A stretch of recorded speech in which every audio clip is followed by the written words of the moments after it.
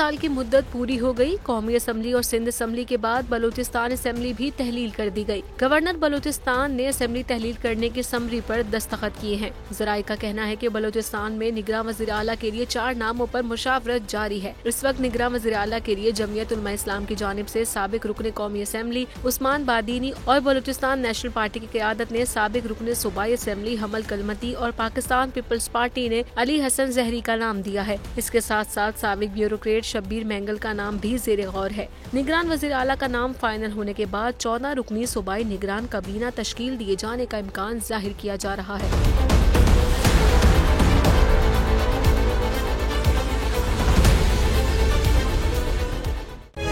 तारीख का अमीर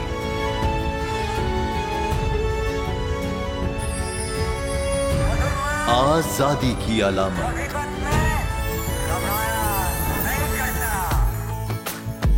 हुस्न का आईनादार, फिक्र व नजरिए की अक्कास, सरफराजी का गवाह, यानी हम सबका निगहबान पाकिस्तान।